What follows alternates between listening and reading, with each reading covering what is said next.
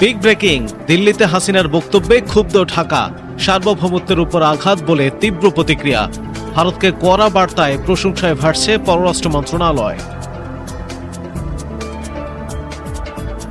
জুলাই যোদ্ধাদের মারধর করে অনুষ্ঠানস্থল থেকে বের করে দিলেন বিএনপি নেতারা, দেশজুড়ে ব্যাপক সমালোচনা। ডকুমেন্টারিটা দেখলে মনে হয় জুলাইয়ে কোনো গণ অভ্যুত্থান হয় নাই, বলেছেন সার্জিস। জুলাইয়ের পরে বেঁচে থাকাটাই আমাদের অপরাধ, বলেছেন মাহিন সরকার। দণ্ডপ্রাপ্ত হাসিনাকে বক্তব্যের সুযোগ দিয়ে জুলাই শহীদদের অসম্মান করেছে ভারত, বলেছেন রিজভী। বিস্তারিত জানতে ভিডিওটিতে লাইক দিয়ে না টেনে শেষ পর্যন্ত দেখুন। ভারতে অবস্থানরত পলাতক ও দণ্ডপ্রাপ্ত গণহত্যার দায়ে অভিযুক্ত শেখ হাসিনাকে নয়াদিল্লিতে গণমাধ্যমের সঙ্গে সরাসরি মত বিনিময়ের সুযোগ করে দেওয়ায় তীব্র ক্ষোভ প্রকাশ করেছে বাংলাদেশ। একই সঙ্গে এই ধরনের আয়োজনের অনুমতি দেয় ভারত সরকারের প্রতি গভীর দুঃখ ও হতাশা জানিয়েছে ঢাকা। বুধবার পররাষ্ট্র মন্ত্রণালয়ের এক সংবাদ বিজ্ঞপ্তিতে বলা হয়, শেখ হাসিনা ওই অনুষ্ঠানে বাংলাদেশ রাষ্ট্র ও জনগণের বিরুদ্ধে বিষোদ্গার করেছেন। অথচ এই আয়োজনের ফলে দুই দেশের সম্পর্ক পুনর্গঠনের প্রচেষ্টায় নেতিবাচক প্রভাব পড়তে পারে এ বিষয়ে বাংলাদেশ আগেই ভারত সরকারকে উদ্বেগ জানিয়েছিল। বিজ্ঞপ্তিতে বলা হয়, জুলাই গণঅভ্যুত্থানের দ্বিতীয় বার্ষিকীতে ভারতের মাটিতে শেখ হাসিনার এই বক্তব্য বাংলাদেশের সার্বভৌমত্বের প্রতি অবমাননা এবং জুলাই বিপ্লবের শহীদদের প্রতি চরম অসম্মান। জাতিসংঘের প্রতিষ্ঠিত তথ্য, বিশেষ করে 2024 সালের জুলাই আগস্টে ফ্যাসিবাদী শাসনামলে শিশুসহ নিরীহ বেসামরিক মানুষ হত্যার ঘটনাকে অস্বীকার করার চেষ্টা ইতিহাসকে উল্টো পথে নেওয়ার ব্যর্থ প্রয়াস বলে উল্লেখ করেছে সরকার। এতে আরও বলা হয়, অতীতের মতো এবারও বাংলাদেশের জনগণ এমন অপচেষ্টা প্রত্যাখ্যান করেছে এবং ভবিষ্যতেও করবে। পররাষ্ট্র মন্ত্রণালয় বলেছে, জুলাই বিপ্লবের চেতনা ধারণ করে দেশের মানুষ দৃঢ়ভাবে অঙ্গীকার করেছে যে বাংলাদেশ আর কখনো ফ্যাসিবাদের অন্ধকার যুগে ফিরে যাবে না এবং কোনো দেশের উপর নির্ভরশীল রাষ্ট্রে পরিণত হবে না। দণ্ডপ্রাপ্ত গণহত্যাকারী শেখ হাসিনা ও তার মাফিয়া চক্রের বাংলাদেশের রাজনীতিতে কোনো স্থান দেওয়া হবে না বলেও বিজ্ঞপ্তিতে উল্লেখ করা হয়।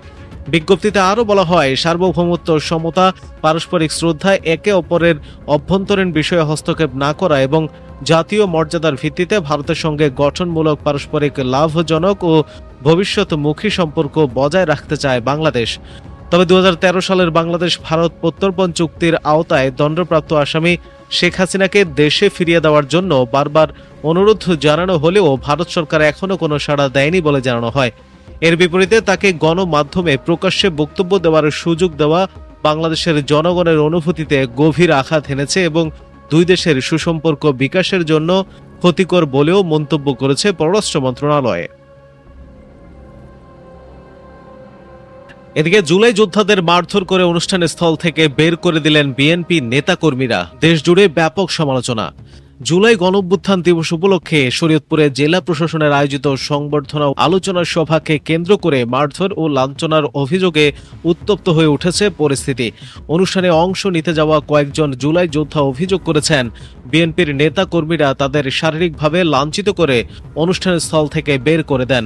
এই ঘটনার একাধিক ভিডিও সামাজিক যোগাযোগ মাধ্যমে ছড়িয়ে পড়ার পর দেশজুড়ে ব্যাপক আলোচনা সমালোচনার সৃষ্টি হয়েছে। বুধবার সকাল 10:30টার দিকে শরীয়তপুর পৌরসভা অডিটোরিয়ামে এই ঘটনা ঘটে। পরে আহত জুলাই যোদ্ধা, এনসিপি এবং বৈষম্য বিরোধী ছাত্র আন্দোলনের নেতা কর্মী ও সমর্থকরা ঘটনার প্রতিবাদে বিক্ষোভ করেন। প্রত্যক্ষদর্শী ও ভুক্তভোগী সূত্রে জানা যায়, জুলাই অভ্যুত্থান দিবস উপলক্ষে জুলাই শহীদ পরিবারের সদস্য ও জুলাই যোদ্ধাদের সংবর্ধনা এবং আলোচনা সভার আয়োজন করে জেলা প্রশাসন। অনুষ্ঠান শুরুর আগে কয়েকজন জুলাই যোদ্ধা অডিটোরিয়ামে প্রবেশ করলে সদর উপজেলা বিএনপির সাধারণ সম্পাদক মাহবুব মোর্শেদ টিপু সহ কয়েকজন নেতাকর্মী তাদের সঙ্গে বাগবিতণ্ডায় জড়িয়ে পড়েন। এক পর্যায়ে গেজেটভুক্ত জুলাই যোদ্ধা জাকির হোসেন মিন্টুকে মারধর ও লাঞ্ছিত করা হয় বলে অভিযোগ ওঠে। একই সময়ে বৈষম্য বিরোধী ছাত্র আন্দোলনের শরীয়তপুর জেলার সাবেক আহ্বায়ক ইমরান আল নাজিরকেও লাঞ্ছিত করে অনুষ্ঠানস্থল থেকে বের করে দেওয়া হয় বলে অভিযোগ করেন ভুক্তভোগীরা। সামাজিক যোগাযোগ মাধ্যমে ছড়িয়ে পড়া ভিডিওগুলোতে কয়েকজনকে ধাক্কাধাক্কি ও মারধরের মধ্যে অনুষ্ঠানস্থল থেকে বের করে দিতে দেখা যায়। একটি ভিডিওতে জাকির হোসেন মিন্টুকে চড় থাপ্পড় মারার দৃশ্যও দেখা যায়, যা নিয়ে সামাজিক যোগাযোগ মাধ্যমে ব্যাপক প্রতিক্রিয়া তৈরি হয়েছে। আহত জুলাই যোদ্ধা জাকির হোসেন মিন্টু বলেন, আমি একজন গ্যাজেটভুক্ত জুলাই যোদ্ধা। আন্দোলনে আহত হওয়ার পর সরকার তদন্ত করে আমাকে এই স্বীকৃতি দিয়েছে। অনুষ্ঠানে অংশ নিতে গেলে বিএনপির নেতাকর্মীরা আমাকে মারধর করে বের করে দেয়। অন্যরা এগিয়ে না এলে হয়তো আরও বড় ক্ষতি হতো। আমরা জুলাই আন্দোলনে রক্ত দিয়েছি, আজ আমাদেরই অপমান করা হলো। এই ঘটনার বিচার চাই। অন্যদিকে জুলাই গণ অভ্যুত্থানের ডকুমেন্টারিটা দেখলে মনে হয় জুলাইয়ে কোনো গণ অভ্যুত্থানই হয় নাই, বলেছেন সার্জিস আলম। ডকুমেন্টারিটা দেখলে মনে হয় জুলাই কোনো গণ অভ্যুত্থান হয় নাই বলে মন্তব্য করেছেন জাতীয় নাগরিক পার্টি এনসিপির উত্তরাঞ্চলের মুখ্য সংগঠক সার্জিস আলম। নিজের ভেরিফাইড ফেসবুক আইডিতে দেওয়া এক পোস্টে তিনি এই মন্তব্য করেন। তার পোস্টে পাঠকদের জন্য হুবহু তুলে ধরা হলো। চীন মৈত্রী সম্মেলন কেন্দ্রে মুক্তিযুদ্ধ বিষয়ক মন্ত্রণালয় জুলাই গণ অভ্যুত্থান নিয়ে একটা ডকুমেন্টারি দেখিয়েছে। সেখানে 3 আগস্টে ঘোষিত জুলাইয়ের এক দফা নাই, বৈষম্য বিরোধী ছাত্র আন্দোলনের নাম চিহ্ন পর্যন্ত নাই। ডকুমেন্টারিটা দেখলে মনে হতে পারে জুলাইয়ে কোনো গণ অভ্যুত্থান হয় নাই, বিএনপির দলীয় অভ্যুত্থান হয়েছে। ইতিহাসকে দখল করতে চাওয়ার আওয়ামী খাসলত বিএনপি ভালোই রপ্ত করে দেখাচ্ছে। এই দলীয় সংকীর্ণতা ও দেউলিয়াত্ব নিয়ে রাষ্ট্র পরিচালনা করবেন ডিআর বিএনপি। শুধুমাত্র মুক্তিযুদ্ধ বিষয়ক মন্ত্রীর দুঃখ প্রকাশ দিয়ে এই দলীয়করণ ও দখলবাজির কলঙ্কের দাগ মুছতে পারবেন না আপনারা। অপরদিকে মাহিন সরকার বলেছেন, জুলাইয়ের পর বেঁচে থাকাটাই আমাদের অপরাধ।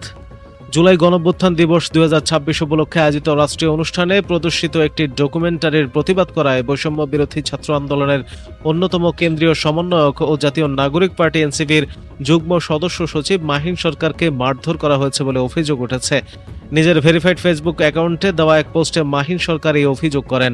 ফেসবুক পোস্টে বৈষম্য বিরোধী ছাত্র আন্দোলনের অন্যতম কেন্দ্রীয় সমন্বয়ক দাবি করেন, জুলাই গণঅভ্যুত্থান দিবস 2026 উপলক্ষে আয়োজিত অনুষ্ঠানে প্রদর্শিত ডকুমেন্টারিতে এক দফা আন্দোলনের ঘোষক হিসেবে বর্তমান প্রধানমন্ত্রী তারেক রহমানকে উপস্থাপন করা হয়েছে। এর প্রতিবাদ জানানোয় রাষ্ট্রপতির সামনেই তার উপর হামলা চালানো হয়। এনসিপির যুগ্ম সদস্য সচিব লিখেছেন, আমি আজকের জুলাই গণঅভ্যুত্থান দিবস 2026 উপলক্ষে আয়োজিত অনুষ্ঠানে প্রদর্শিত ডকুমেন্টারির প্রতিবাদ করেছি।